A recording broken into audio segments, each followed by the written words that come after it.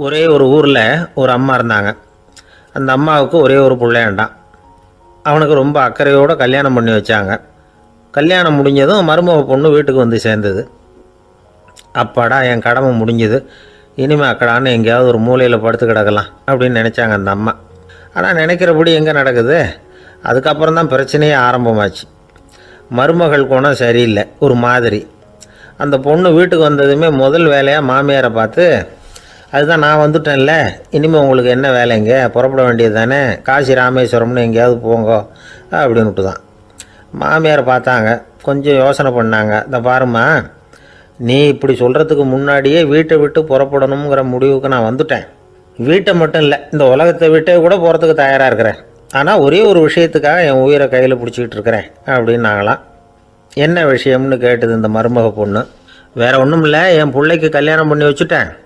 ஒரு பேர புள்ள பிறந்து அதை என் கண்ணால் பார்த்துட்டேன்னா நான் எங்கே வேணும்னாலும் போகிறதுக்கு தயாராக இருக்கிறேன் அப்படின்னாங்களாம் அந்த மாமியார். மாமியார் இப்படி சொல்கிறதுலேயும் நியாயம் இருக்கிறதாக பட்டுது அந்த பொண்ணுக்கு. சரி, அப்படியே இருந்து பார்த்துட்டு போகலாம் அப்படின்னு அனுமதி கொடுத்தது. கொஞ்ச காலத்தில் ஒரு பேரன் பிறந்தான். அந்த அம்மாவும் பேரனை கண்ணால் பார்த்துட்டாங்க. சரி, பேரனை பார்த்தாச்சுல்ல, இனிமேல் புறப்பட வேண்டியது தானே அப்படின்னது மருமக பொண்ணு. மாமியார் பார்த்தாங்க, நீ சொல்கிறது சரிதாம்மா, அதில் ஒன்றும் தப்பு இல்லை. என்னோடய பேரன் உங்களை அம்மா அப்பான்னு கூப்பிடுறத என் காது குளிர கேட்டுட்டு போயிடுறேனே அப்படின்னாங்களாம். சரி, அந்த ஆசையை நிறைவேறட்டும் அப்படின்னு காத்துக்கிட்டு இருந்தாங்க. பேரன் வளர்ந்தான், நடந்தான், பள்ளிக்கூடம் போனால் பெரியவனானான். மருமக பொண்ணு மறுபடியும் மாமியாரை விரட்ட ஆரம்பிச்சுட்டுது, இன்னும் புறப்புள்ளையான்னு. இதை பாருமா, இது வரைக்கும் இருந்துட்டேன். பேரனோட கல்யாணத்தையும் கண்ணால் பார்த்தா தான் இந்த கட்டை வேகும் போல் இருக்குது அப்படின்னு சொல்லி ஒரு மாதிரியாக பேச ஆரம்பித்தாங்க. இதுவும் நியாயமான ஆசையாக தான் படுது அப்படின்னு அது யோசிச்சிருக்கு அந்த பொண்ணு. சரின்னு அதுக்கும் ஒத்துக்கிட்டது. உடனே பேரனுடைய கல்யாணமும் முடிஞ்சது ஒரு வழியாக. இனிமேல் ஒரு நொடி கூட இங்கே இருக்கக்கூடாது, புறப்படுங்க அப்படின்னு மாமியாரை விரட்டிச்சான் அந்த பொண்ணு. இப்போ அந்த மாமியார் தன்னோட மருமகளை பார்த்து சொல்கிறாங்க, இதோ கிளம்பிட்டேம்மா, என் மூட்டை முடிச்செல்லாம் கட்டிக்கிட்டேன், புறப்பட்டுவிட்டேன். அப்படியே நீயும் உன் துணிமணிகளை மூட்டை கட்டிக்கிட்டு கிளம்பிடும், என்னோட சேர்ந்து 2 பேருமா சேர்ந்து போயிடலாம் அப்படின்னாங்களாம். அந்த பொண்ணு முழிக்காதே, உனக்கும் ஒரு மருமக வந்துட்டா, இனிமேல் நீயும் ஒரு மாமியார் தானே, உனக்கும் இனிமேல் இங்கே வேலை இல்லை, புறப்படு அப்படின்னாங்களாம். அப்போ தான் அந்த பொண்ணு சிந்திக்க ஆரம்பிச்சு தான், தன்னோட தவறு புரிஞ்சுதான். இந்த தகவலை கேட்டுக்கிட்டு இருக்கிற மருமகள்லாம் இதை பற்றி கொஞ்சம் யோசித்து பார்க்கணுங்கிறதுக்காகத்தான் இதை சொல்கிறோம் மாமியார்கள் சார்பாக. கொஞ்ச நாளைக்கு முன்னாடி ஒரு பொண்ணை பார்த்து பேசுகிற சந்தர்ப்பம் கிடைச்சிது ஒரு கல்யாண வீட்டில். அந்த பொண்ணு சொல்லிச்சு, சார், எனக்கு கல்யாணம் ஆகி 15 வருஷம் ஆகுது, நான் மாமியார்கிட்ட சண்டை போட்டதே இல்லை அப்படின்னு ரொம்ப அடக்கமாக சொல்லிச்சு. அது எப்படிம்மா சாத்தியமாச்சுன்னு கேட்டோம். எனக்கு கல்யாணம் ஆகி 15 வருஷம்தான் ஆச்சு, ஆனால் என் மாமியார் செத்து போய் 20 வருஷத்துக்கு மேலே ஆகிட்டுது அப்படின்னுது. ஒருத்தர் ரொம்பவும் மகிழ்ச்சியாக வந்துக்கிட்டு இருந்தார். என்ன விஷயம்னு விசாரித்தேன். நான் தோற்று போயிட்டேன், அதுதான் மனசுக்கு மகிழ்ச்சியாக இருக்குது அப்படின்னார். எனக்கு இது ரொம்ப ஆச்சரியமாக போச்சு. இந்த உலகத்தில் தோற்று போகிறவங்க யாரும் மகிழ்ச்சியாக இருக்கிறதில்ல. அப்படி இருக்கிறப்ப இவர் இப்படி சொல்கிறாரே, எங்கே தோற்று போனீங்கன்னு கேட்டேன். அதுக்கப்புறம் தான் அவர் விவரமாக சொன்னார். என்னோட 5 வயசு குழந்தையோடு நான் விளையாடிக்கிட்டு இருந்தேன். அந்த விளையாட்டில் என் குழந்தை ஜெயிச்சுட்டுது, நான் தோற்று போயிட்டேன் அப்படின்னார் ரொம்ப உற்சாகமாக. நான் யோசித்து பார்த்தேன். அதாவது நாம் சின்ன குழந்தையாக இருக்கிறப்போ எந்த விளையாட்டில் கலந்துக்கிட்டாலும் அதில் நாம் தான் ஜெயிக்கணும்னு ஒரு வெறி நமக்குள்ளே இருக்கும். நம்மளை எதிர்த்து விளையாடுறவர் நல்லவரா கெட்டவரா, பெரியவரா சின்னவரா அப்படிங்கிறதெல்லாம் முக்கியம் கிடையாது. அவர் தோற்று போகணும், நாம் ஜெயிக்கணும், அதுதான் முக்கியம். எதிரியை சந்தோஷப்படுத்த விளையாடுகிற கலை அப்போ நமக்கு தெரியறதில்ல. வாழ்க்கையில் ஒரு பக்குவம் வந்ததுக்கு அப்புறம் வெற்றி பெறணுங்கிற மன அழுத்தம் போயிடுது. போட்டியில் ஜெயிக்கணுங்கிறத விட குழந்தையை சந்தோஷப்படுத்தணுங்கிறது முக்கியமாக போச்சு. ஜெயிக்கணுங்கிற வெறி ஓடி போட்டுது. ஒரு குழந்தையாக இருந்தப்போ நம்ம வளர்ச்சிக்கு உதவிய வெறி பெரியவனானதுக்கு பிறகு நமக்கு எதிரியாக மாறுது. அதை சரியான சமயத்தில் நாம் புரிஞ்சுக்கிட்டோம்னா போதும், நாம் பொழைச்சிக்கலாம். ஒவ்வொரு மனுஷனுமே வாழ்க்கையோட அடுத்த கட்ட வளர்ச்சியில் அடி எடுத்து வைக்கிற நேரத்தில் தன்கிட்ட இருந்து ஏதோ ஒரு குணத்தை அல்லது தன் குணம் இருந்த ஏதோ ஒரு உறவை நாம் இழக்கத்தான் வேண்டியிருக்குது. ஒரு கட்டம் வரைக்கும் உதவியாக இருந்த குணம் அடுத்த கட்டத்துக்கு தடையாக கூட மாறிடலாம். இந்த பரிமாண மாற்றத்துக்கு உள்ளாகிற ஒவ்வொருத்தரும் பிரத்யட்சமாக இதை உணர்றாங்க. ஆனால் பல பேர் எப்படின்னா பழசை திறந்துவிட்டு புதிய கொள்கைகளை உருவாக்கிக்கிறதுக்கு இஷ்டம் இல்லாமல் இருந்துடுறாங்க, அல்லது அப்படி செய்ய முடியாமல் தவிக்கிறாங்க. இதையெல்லாம் மீறி அந்த பழசை திறந்துட்டா அதை இழந்ததால் உண்டாகிற மன அழுத்தம் சில காலத்துக்கு வருத்திக்கிட்டு தான் இருக்கும், வேறு வழி இல்லை. ஆரோக்கியமான ஒரு முன்னேற்றத்துக்காக அந்த மன அழுத்தத்தை தாங்கிக்கத்தான் வேணும் அப்படிங்கிறாரு அந்த உலக புகழ்பெற்ற மேதை ஒருத்தர், இந்த ஸ்காட் பெக் அப்படிங்கிறவர். பிறந்த நாள் முதல் இதுதான் சரி அப்படின்னு கற்பிக்கப்பட்டு வந்த ஒவ்வொரு தத்துவத்தையும் தங்களுடைய வளர்ச்சிக்கு தகுந்த மாதிரி மாற்றி அர்த்தப்படுத்தி கொள்ள முடியாமல் வாழ்க்கை சூழலில் அப்படியே அரைப்பட்டு தூளாகிறவர்கள் தான் ரொம்ப தவிக்கிறாங்களாம். இதுதான் அவருடைய கருத்து. பெரும்பாலும் மனிதர்களுடைய நடுத்தர வயசில், அதாவது 30 தாண்டுகிற சமயத்தில் தான் இந்த தவிப்பு உண்டாகுதான். இதை தான் மேற்கத்திய நாடுகளில் அடிக்கடி மிட் லைஃப் கிரைசிஸ் அப்படின்னு சொல்கிறாங்க. அப்பப்போ பழசையெல்லாம் தொலைச்சி விட்டு புதுசாக பிறக்கிறதுக்கு கற்றுக்கணும். ஒவ்வொரு நிமிஷத்தையும் அந்த நிமிஷத்துக்கு ஏற்ற சித்தாந்தம் கொண்டவர்களாக சந்திப்போம் அப்படிங்கிறார் அந்த உளவியல் நிபுணர். இப்படி பழகிக்கிட்டால் வாழ்க்கை இன்பமயம், இல்லைன்னா தவிப்பு மயம்தான். பழசை தொலைக்க முடியாதவர்களில் எத்தனையோ பேர் உண்டு, எத்தனையோ ரகம் உண்டு. அதில் வேடிக்கையான நண்பர்களும் உண்டு. ஒருத்தர் நண்பர் வீட்டுக்கு போனார்.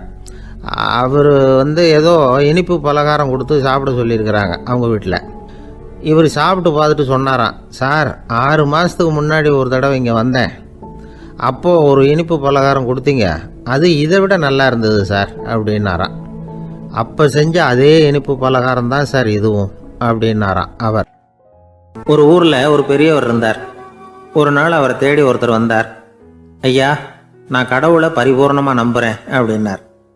சரி, அந்த நம்பிக்கை உனக்கு எப்படி வந்ததுன்னு கேட்டார் இவர். அவர் சொல்ல ஆரம்பித்தார், ஐயா, எனக்கு கல்யாணம் ஆகி 10 வருஷம் ஆச்சு, ஆனாலும் குழந்தை பாக்கியம் இல்லை. அதுக்கு என்ன காரணமாக இருக்கும்னு நான் யோசனை பண்ணிகிட்டு இருந்தப்போ நண்பர் ஒருத்தர் ஒரு ஆலோசனை சொன்னார். உனக்கு மதப்பற்று இல்லை, எந்த கடவுளையுமே நம்ப மாட்டேங்கிற, அதுதான் காரணம். கடவுளை நம்பு, உனக்கு குழந்தை பாக்கியம் கிடைக்கும் அப்படின்னார். அவர் அப்படி சொன்னாரே தவிர எனக்கு சந்தேகம்தான். இருந்தாலும் அவர் சொன்னபடியும் நடந்து தான் பார்ப்போமே அப்படின்னு முடிவு பண்ணேன். கடவுளை நம்ப ஆரம்பித்தேன். அந்த வருஷமே அழகான ஆண் குழந்தை பிறந்தது. எல்லாம் இறைவன் அருள் அப்படின்னார். இவர் இப்படி சொன்னதை கேட்டதும் அந்த பெரியவர் சொன்னார், நீ சொல்கிறதெல்லாம் சரிதான், இருந்தாலும் இந்த காலத்தில் எந்த ஒரு காரியமாக இருந்தாலும் அதை சோதனை செஞ்சு பார்த்துட்டு தான் ஒரு முடிவுக்கு சேர முடியும். அறிவுபூர்வமான முடிவு அதுவாக தான் இருக்கும். அறிவியல் சோதனைகள் அப்படித்தான். ஒரு குறிப்பிட்ட விஷயத்தை பற்றி எத்தனை தடவை சோதனை பண்ணாலும் ஒரே முடிவு தான் கிடைக்கணும், அதுதான் சரியாக இருக்கும். அதனால் இப்போ மறுபடியும் ஒரு சோதனைன்னார். என்ன செய்யணும் அப்படின்னு கேட்டார் இவர். கடவுள்கிட்ட ஒரு பெண் குழந்தை வேணும்னு கேளு. முதல்ல ஆண் குழந்தையை கொடுத்தது மாதிரியே இப்போ ஒரு பெண் குழந்தையையும் கொடுக்குறாரா பார்க்கலாம் அப்படின்னார். சரின்னு சொல்லி இவர் அதே மாதிரி முயற்சி பண்ணினார். அதுக்கப்புறம் அவர் இந்த பெரியவர்கிட்ட வரவே இல்லை. கொஞ்ச காலம் கழித்து இவரே அவரை தேடிட்டு போய் கதவை தட்டினார். அவர் கதவை திறந்தார். என்ன ஆச்சு, கடவுள் கண் திறந்தாரா அப்படின்னு கேட்டார். அவர், அந்த சமாச்சாரம்லாம் நமக்கு வேணாம் சார், முதல் தடவை அது ஏதோ தற்செயலாக ஏற்பட்ட ஒரு சாதகம். இப்போ நீங்கள் 2வது தடவை சொன்ன பிறகு தினமும் கடவுளை வேண்டிக்கிட்டு தான் இருக்கிறேன், ஒன்றும் நடக்கலை அப்படின்னார் ரொம்ப விரக்தியாக. ஒரே ஒரு தோல்வியில் உங்கள் நம்பிக்கையெல்லாம் பறந்து போயிடுது பார்த்தீங்களா அப்படின்னார் அந்த பெரியவர். எல்லாம் நல்ல விதமாக நடக்கிற வரைக்கும் நம்பிக்கை, எதிர்பார்த்தது தோல்வியில் முடிஞ்சுட்டுதுன்னா அவநம்பிக்கை. மற்றவர்கள் பேரில் வைக்கிற நம்பிக்கை எந்த நேரத்திலையும் விவகாரமாகி விடக்கூடிய சாத்தியம் உண்டு. நாம் நம்பிக்கை வைக்க வேண்டியது நம்மகிட்ட தான், நமக்குள்ளே இருக்கிறார் கடவுள். எனவே நம்ம பேரில் நாம் வைக்கிற நம்பிக்கை தான் உண்மையான கடவுள் பக்தி. நிபந்தனையற்ற நம்பிக்கையாக அது இருக்கணும். எல்லாம் நல்லபடியாக நடந்துக்கிட்டு இருந்தால் எந்த முட்டாளுக்கும் நம்பிக்கை வரத்தான் செய்யும் அப்படிங்கிறது ஒரு பெரியவர் கருத்து. தியானத்தின் மூலமாக தான் உனக்குள்ள ஆழமாக தோண்டுனா உன்னுடைய அடி ஆழத்தில் நம்பிக்கை அப்படி ஊற்றெடுக்கும், அதை பார்க்க முடியும் அப்படிங்கிறது பெரியவர்கள் சிந்தனை. ஒரு குழந்தை அப்பாவை பார்த்து என்னப்பா பண்ணுறேன்னு கேட்டுதான். பிரார்த்தனை பண்ணிகிட்டு இருக்கிறேன்னாராம் அப்பா. பிரார்த்தனை பண்ணுனா என்ன கிடைக்கும் அப்படின்னு கேட்டுதான் குழந்தை. எல்லாம் கிடைக்கும் அப்படின்னாராம் அப்பா. நீ வச்சிருக்கிறிய பேனா அது கூட கிடைக்குமான்னு கேட்டுதான் குழந்தை. கிடைக்குமேன்னு இருக்கார். அப்படின்னா அந்த பேனாவை என்கிட்ட கொடுத்துரு, நீ பிரார்த்தனை பண்ணி வேற பேனா வாங்கிக்கோ அப்படின்னு தான் அந்த குழந்தை.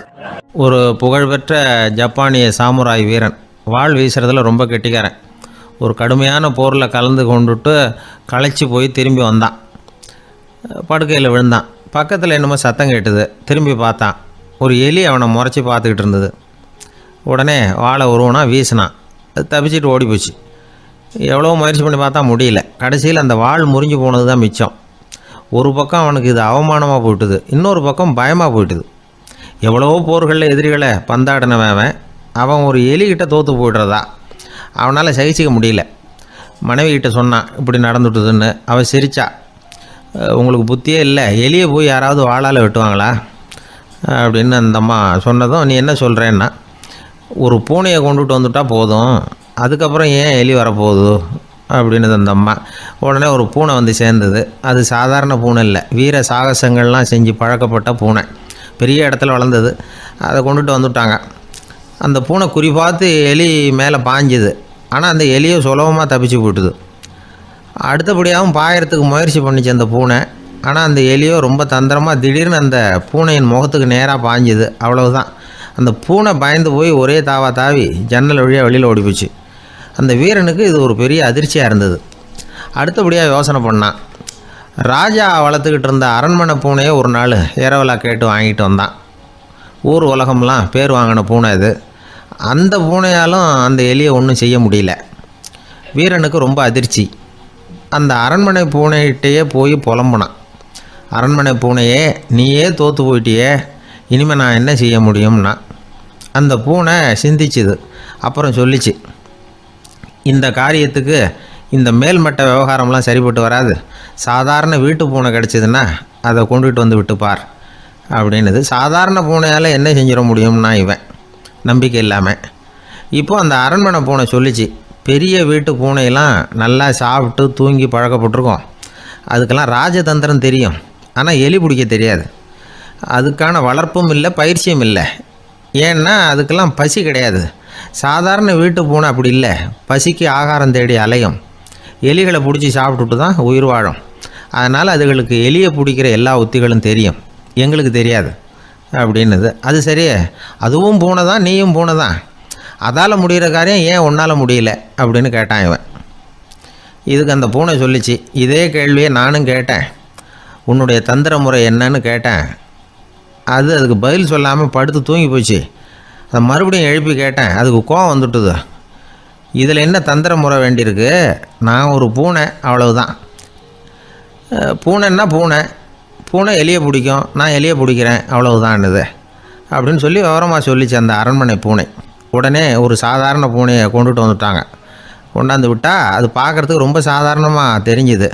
இந்த வீரனுக்கு நம்பிக்கை வரல. இருந்தாலும் அதை கொண்டுட்டு வந்து வீட்டுக்குள்ளே விட்டான். ஒரே நிமிஷம் அந்த எலியை கவிட்டு வெளியில் ஓடி போச்சு. மேலிடத்து பூனைகள்லாம் இதை வேடிக்கை பார்த்துக்கிட்டு வெளியில் நின்றுக்கிட்டு இருக்குது.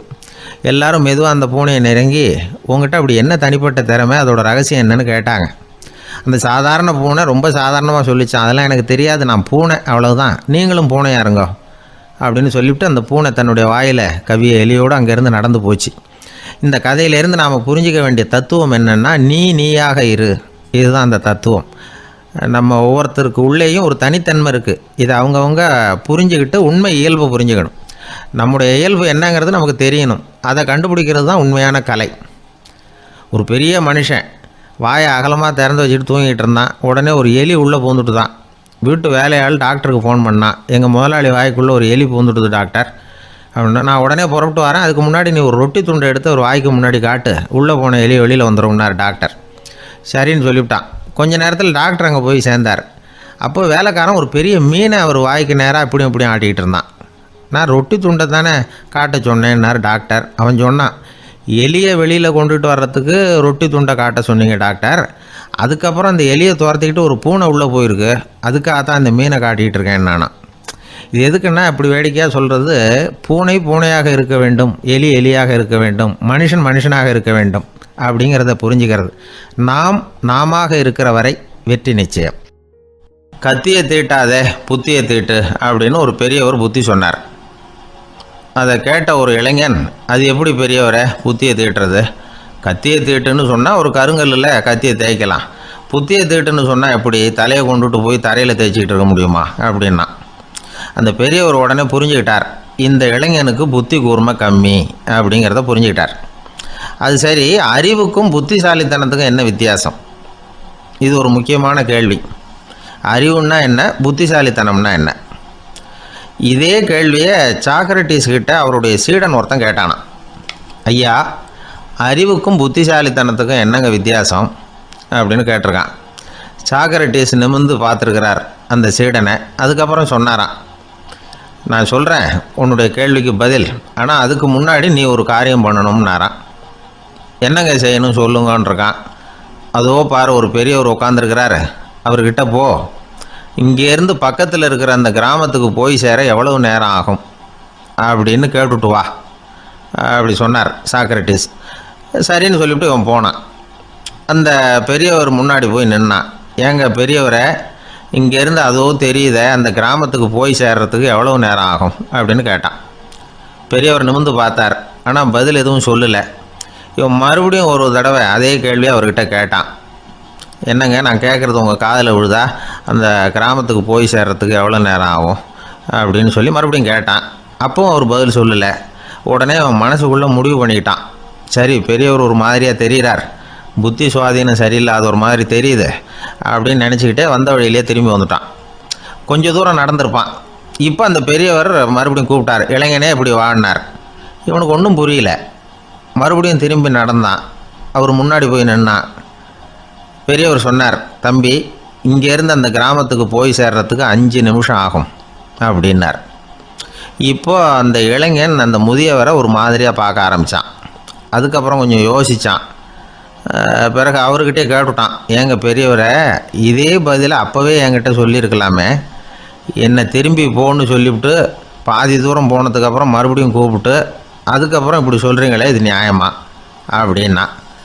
பெரியவர் சிரித்தார். அதுக்கப்புறம் சொன்னார், ஏன்பா, நீ எவ்வளவு வேகமாக நடக்கிறேங்கிறத பார்க்காம நீ கிராமத்துக்கு போய் சேர வேண்டிய நேரத்தை எப்படி என்னால் சொல்ல முடியும்? அதனால தான் உன்னை கொஞ்சம் தூரம் நடக்க விட்டு உன்னுடைய நடையின் வேகம், அந்த கிராமம் இருக்கிற தூரம் ரெண்டையும் கணக்கு போட்டு அதுக்கப்புறம் நேரத்தை சொன்னேன்னார். சீடன் வந்து தலை குனிந்தான். அப்படியே திரும்பி வந்து சாக்ரட்டிஸ் முன்னாடி நின்னான். சாக்ரட்டிஸ் இப்போ சொல்கிறார், தம்பி, அதுக்கு பேர் தான் புத்திசாலித்தனம். இந்த அறிவு கூர்மை வந்து எல்லா இளைஞர்களுக்கும் வரணும் அப்படிங்கிறதுக்காகத்தான் கத்தியை தீட்டாதே புத்தியை தீட்டு அப்படின்னு பெரியவங்கள்லாம் சொல்லிகிட்டு இருக்கிறாங்க. புத்தியை தீட்டுறவங்கெல்லாம் வாழ்க்கையில் அறிவாளியாகிறாங்க, தீட்டாதவங்க கோமாளியாகிறாங்க. இதுதான் இன்றைக்கி நடக்கிறது. அதனால் அறிவு கூர்மைங்கிறது வேறு. இந்த காலத்து ஆசாமி ஒருத்தர் இன்னொருத்தரை பார்த்து கேட்டார், ஏங்க, ஒரு விமானம் இங்கேருந்து புறப்பட்டு 2 மணி நேரத்தில் மதுரைக்கு போய் சேருது. நல்லா கவனிங்க, ஒரு விமானம் இங்கேருந்து புறப்பட்டு 2 மணி நேரத்தில் மதுரைக்கு போய் சேருது அப்படின்னா என்னோடய வயசு என்னன்னு கேட்டார். இவர் கேட்குறதுல ஏதாவது அர்த்தம் இருக்கா? அதாவது இங்கேருந்து புறப்பட்டு 2 மணி நேரம் ஆகுது மதுரைக்கு போகிறதுக்கு, அப்படின்னா என் வயசு என்னன்னு கேட்குறாரு.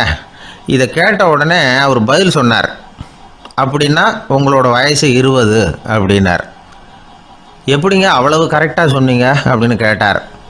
வேறு ஒன்றும் இல்லை, எங்கள் பக்கத்து வீட்டில் ஒரு முழு பைத்தியம் இருக்குது, அதோட வயசு 40, அப்படின்னா உன் வயசு 20 தான் இருக்கணும் அப்படின்னார். அரை பைத்தியம்னு முடிவு பண்ணிக்கிட்டார். அதனால் வாழ்க்கையில் அறிவு கூர்மைங்கிறது ரொம்ப அவசியம். அந்த புத்திசாலித்தனம் இருக்கிறவங்க வாழ்க்கையில் வெற்றி பெறுவது நிச்சயம். ஒருத்தர் மனசில் நிம்மதி இல்லாமல் உட்காந்துருந்தார்.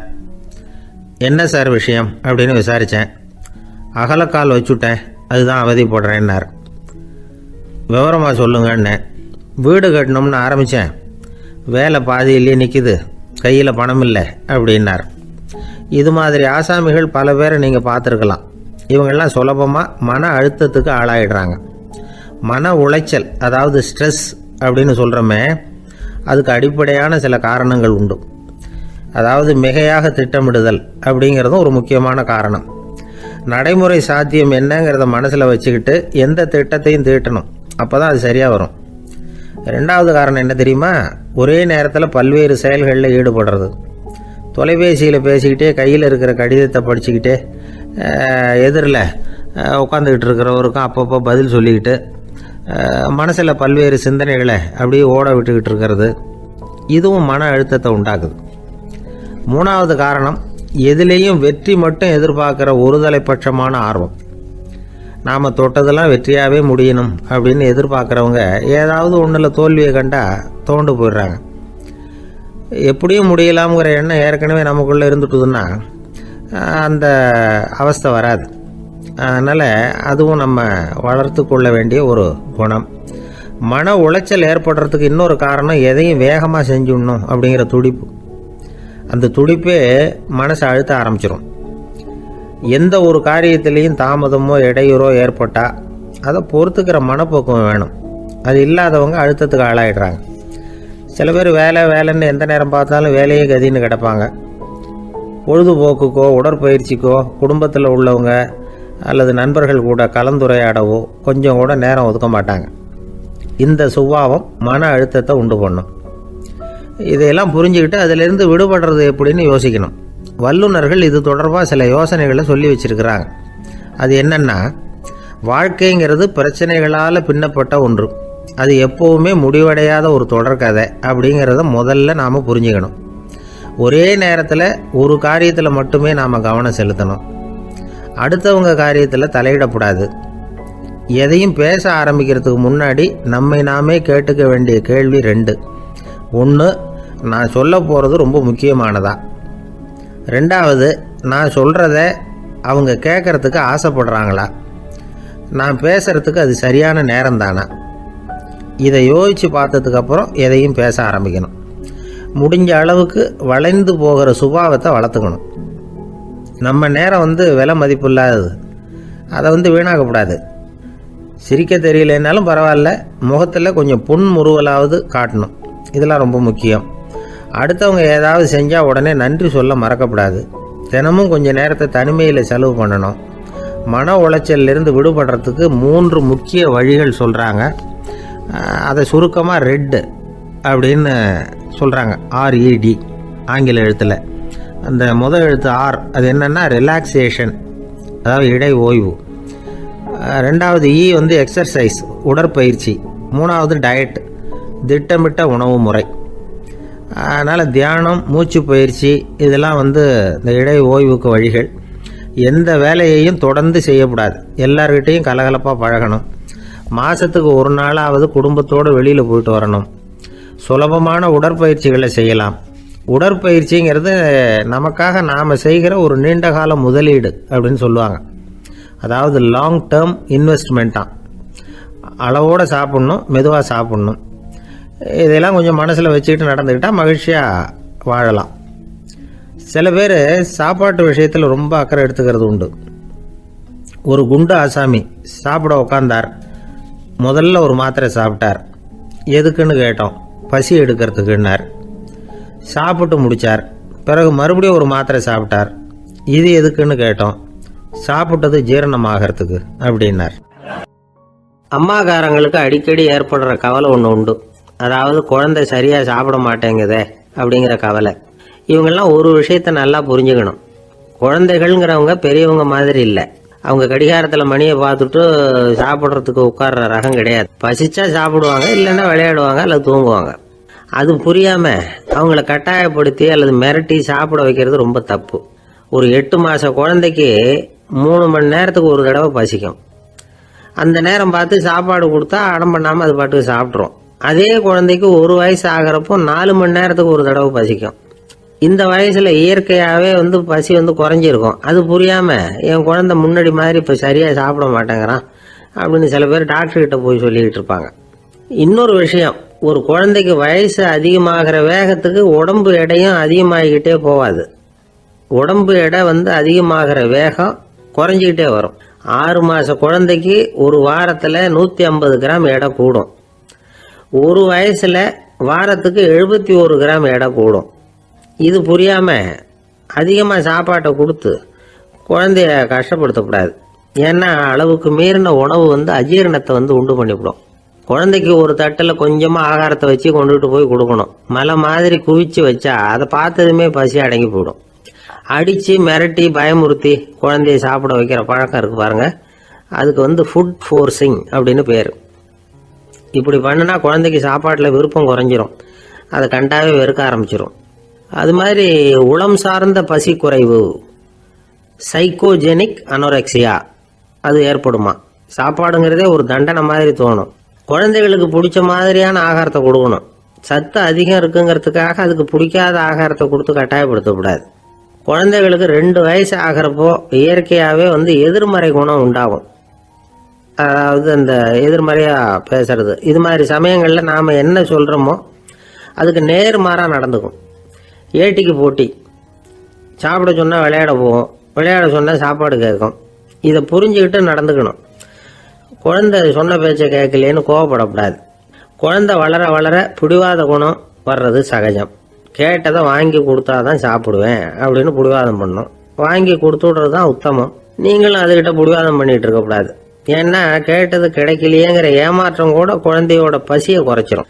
கேட்டது கிடைச்சிட்டா பசி அதிகமாகும். கொடுத்ததை மளமளன்னு சாப்பிட்றோம். குழந்தைகளுக்கு கண்ட நேரத்தில் சாப்பிட்றதுக்கு எதையாவது வாங்கி கொடுத்துக்கிட்டு இருந்தால் சாப்பாட்டு நேரத்தில் சாப்பிடாம அடம் பண்ண ஆரம்பிச்சிடும். பள்ளிக்கூடம் போகிற பிள்ளைங்க காலை உணவை சரியாக சாப்பிட மாட்டாங்க. அச்சம், அவசரம், பரபரப்பு இதெல்லாம் தான் காரணம்.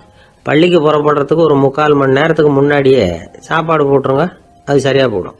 படிக்கிற குழந்தைகள் உடல் சோர்வு, மனச்சோர்வு இது காரணமாக கூட சாப்பிட மறுக்கிறது உண்டு. இப்போ உதாரணமாக சாயந்தரம் விளையாடி விட்டு வீட்டுக்கு வந்ததும் சாப்பிட சொன்னால் வேணாம்பாங்க. இது உடல் சோர்வு. ரொம்ப நேரம் வீட்டு பாடங்களை செஞ்சு முடித்த கையோடு சாப்பிட சொன்னாலும் அவங்களால சரியாக சாப்பிட முடியாது. இது உளச்சோர்வு, அதாவது மனச்சோர்வு. இதை தவிர குழந்தைகளுக்கு உடல்நல குறைவு ஏற்பட்டால் கூட சாப்பிட மறுக்கிறது உண்டு. சில மருந்து மாத்திரைகள் கூட பசியை குறைச்சிரும். அதனால் சரியாக தெரிஞ்சுக்கிட்டு குழந்தைகளை சாப்பிட வைக்கணும். அது புரியாமல் கையில் சாப்பாட்டு தட்டை வச்சுக்கிட்டு குழந்தைகளை விரட்டிக்கிட்டு அலையக்கூடாது. ஒரு சின்ன பையன் சொன்னான், எங்கள் அம்மா சாப்பாடு போடுறது தெரிஞ்சால் நான் உடனே வீட்டை விட்டு வெளியில் ஓடி போடுவேன் அப்படின்னா. ஏன் அப்படி பண்ணுறேன்னு கேட்டோம். எங்கள் அப்பா கூட அது மாதிரி தான் சார் பண்ணுவார் அப்படிங்கிறான். ஒரு நண்பர்கிட்ட பேசிக்கிட்டு இருந்தேன். அவருடைய உறவினர் ஒருத்தர் ஒரு நேர்முக தேர்வுக்கு போயிருந்தாராம், இன்டர்வியூக்கு. ரொம்பவும் பொறுப்பாகவும் கவனமாகவும் செயல்பட வேண்டிய பதவிக்கான நேர்காணல் அது. இவர் எழுத்து தேர்வில் ஏராளமான மதிப்பெண்கள் வாங்கிவிட்டார். அதனால அதை பற்றி கவலை இல்லை. இப்போ நேர்முக தேர்வில் தேர்வு பெறணும். ஏராளமான சான்றிதழ்கள் வச்சிருந்தார். நேர்காணலில் கேட்கப்பட்ட எல்லா கேள்விகளுக்கும் சரியான பதில் தான் சொன்னார். இருந்தாலும் பாருங்க, அந்த நேர்முக தேர்வில் அவர் தேர்ந்தெடுக்கப்படலை. என்ன காரணம் அப்படின்னு பின்னாடி விசாரிச்ச போதுதான் விவரம் தெரிஞ்சுதான். அது என்ன ஆயிருக்குதுன்னா, அந்த நேர்காணலின் போது இவர் நடந்துகிட்ட முறையில சில தவறுகள் நடந்து போச்சான். முக்கியமா 2 தவறுகள். ஒண்ணு, அவங்க ஒரு கேள்வியை கேட்டு முடிக்கிறதுக்குள்ளேயே இவர் பதில் சொல்ல ஆரம்பிச்சுட்டாராம். 2வது என்னன்னா, இவர் நாற்காலியில தாராளமா இயல்பா சாஞ்சி உட்காராம நாற்காலி முனையில உட்கார்ந்துருந்தாராம். இந்த 2 விதமான செயல்பாடுகளும் இவர் அவசரப்படுறவர், பதற்றப்படுறவர் அப்படிங்கிறதுக்கான அடையாளங்கள். அதாவது கேள்வியை கேட்டு முடிக்கிறதுக்குள்ளேயே முந்திக்கிட்டு பதில் சொல்றது. 2வது, நாற்காலியில இயல்பா தாராளமா உட்காராம நாற்காலி முனையில உட்கார்றது. பார்க்க போற வேலைக்கு அவசரம், பதற்றம் இது 2 இருக்கக்கூடாதான். அதனால மார்க் இருந்தும் சர்டிபிகேட் இருந்தும் அந்த வேலை வாய்ப்பு அவருக்கு கிடைக்கல. வேலை கொடுக்கறவங்க நம்ம கிட்ட இருந்து என்னதான் எதிர்பார்க்கறாங்க, இதை தெரிஞ்சு வச்சுக்கிறது நல்லது. முதல்ல மற்றவர்களுடன் தொடர்பு கொள்ளும் திறமை, அதாவது எபிலிட்டி டு கம்யூனிகேட்.